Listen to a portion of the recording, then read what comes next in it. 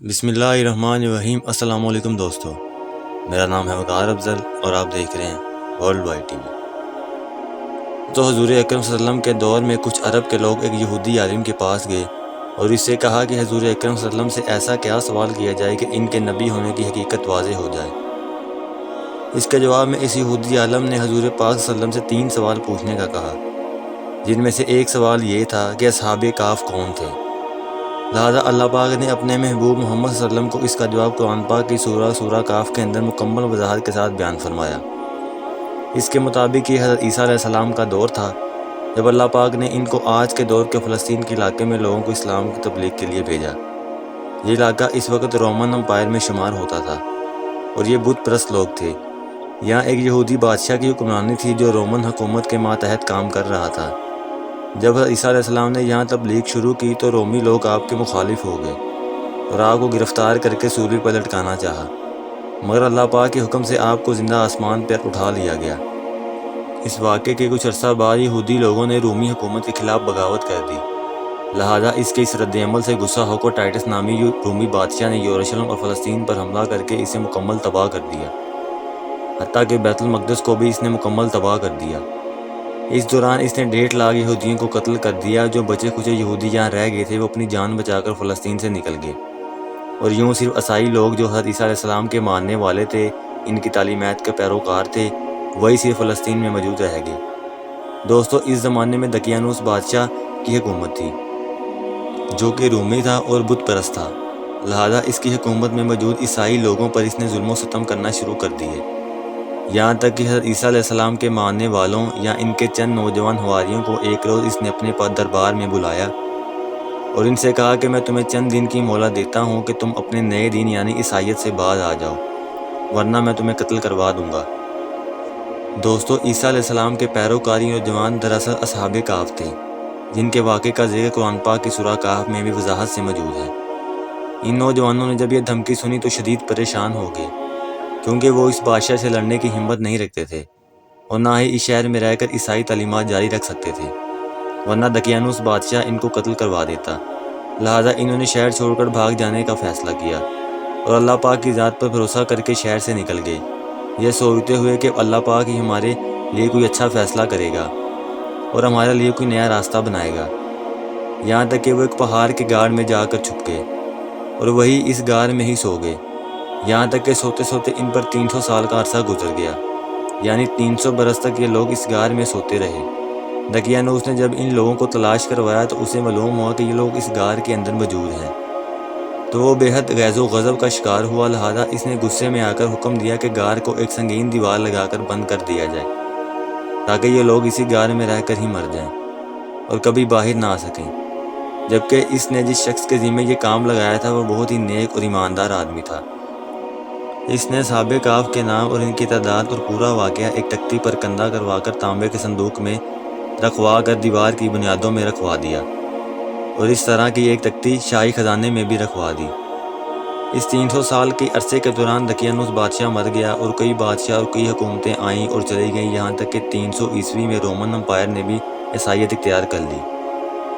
اس زمانے کے بعد یعنی 446 عیسوی میں بدروس نامی عیسائی بادشاہ کی حکومت آئی، جو کہ ایک نیک دل اور انصاف پسند بادشاہ تھا، اور اس نے 68 سال تک شان و شوکت سے حکومت کی۔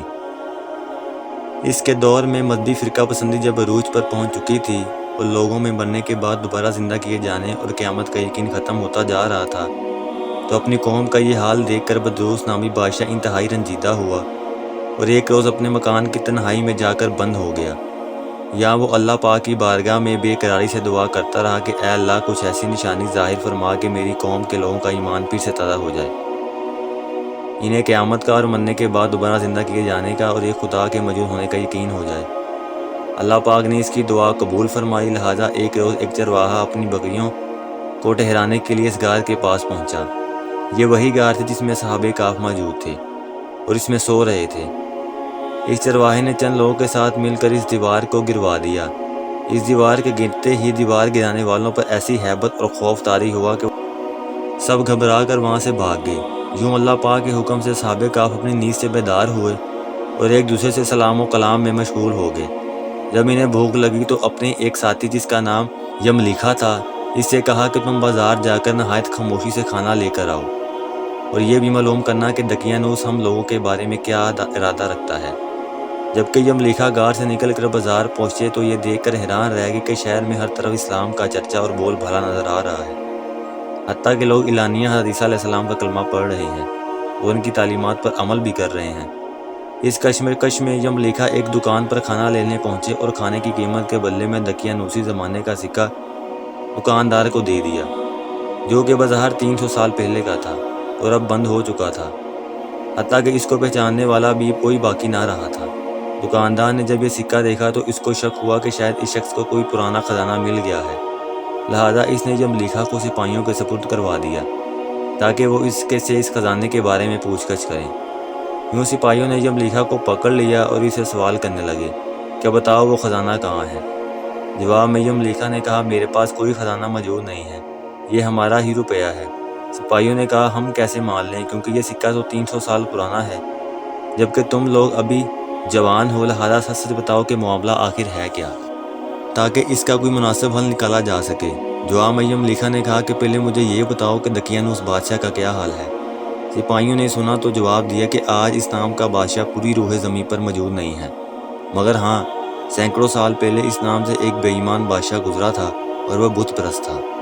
یہ جواب سن کر یملیکھا شدید پریشان ہو کر رہ گئے اور بتایا کہ ابھی کل ہی ہم تو اس کے شر سے اپنا ایمان اور جان بچا کر بھاگے تھے اور میں اور میرے ساتھی قریب کے غار میں چھپ گئے تھے، جبکہ میرے باقی ساتھی اس وقت بھی اس غار میں موجود ہیں۔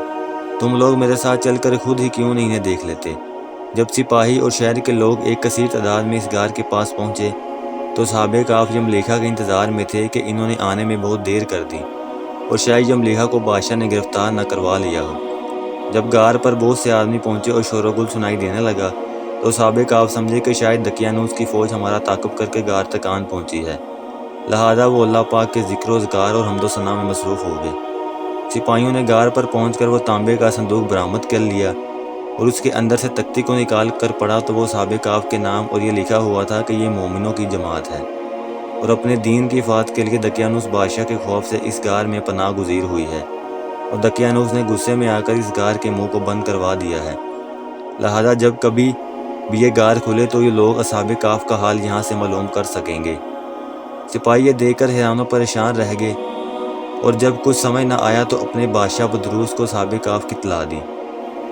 بدروس بادشاہ نے جب یہ خبر سنی تو وہ فوراً اپنے امراء اور معاہدین شہر کے ساتھ اس غار پر پہنچ گیا۔ اصحاب کہف نے غار سے نکل کر بادشاہ سے تمام واقعہ بیان کیا۔ بدروس نے سجدہ گزار ہو کر اللہ پاک کا شکر ادا کیا کہ اے اللہ میری دعا قبول ہو، اور آپ نے ایسی نشانی ظاہر فرما دی کہ انسان موت کے بعد زندہ ہونے کا یقین ضرور کرے گا۔ اس کے بعد صحابہ کہف نے بدروس بادشاہ کو دعا دی کہ اللہ تمہاری بادشاہی میں برکت عطا کرے، اور سلام کرنے کے بعد دوبارہ اسی غار میں واپس چلے گئے اور دوبارہ وہی جا کر سو گئے جہاں سے بیدار ہوئے تھے، لہذا اسی نیند کی حالت میں اللہ پاک نے ان اصحاب کہف کو موت دے دی۔ بادشاہ بدروس نے سال کی لکڑی کا صندوق بنوا کر اصحاب کہف کی لاشوں کو اس میں رکھوا دیا۔ بدروس بادشاہ نے غار کے منہ پر ایک مسجد بھی بنوا دی اور سالانہ ایک دن مقرر کر دیا جب لوگ اصحاب کہف کی قبروں کی زیارت کے لیے آیا کرتے تھے۔ دوستو، اصحاب کہف کی تعداد کے بارے میں علماء کرام کی بہت سی رائے پائی جاتی ہے۔ حضرت عبداللہ بن عباس رحمۃ اللہ علیہ فرماتے ہیں کہ اصحاب کہف کی تعداد 7 ہے، جبکہ 8واں ان کا کتا تھا، جبکہ ان کے ناموں میں بھی کافی اختلاف موجود ہے، اور 7واں ایک چرواہا تھا جو ان کے ساتھ چل پڑا تھا، جس کا ذکر آپ نے نہیں فرمایا، جبکہ ان لوگوں کے کتے کا نام خطیر تھا۔ دوستو، یہاں سوچنے کی بات یہ ہے کہ آخر ایسا کیسے ممکن ہوا کہ اصحاب کہف پر وقت اثر انداز کیوں نہیں ہوا، اور نہ ہی ان کے جسمانی خط و خال میں کوئی تبدیلی واقع ہوئی، جبکہ ان کے آس پاس 300 سال کا وقت گزر گیا۔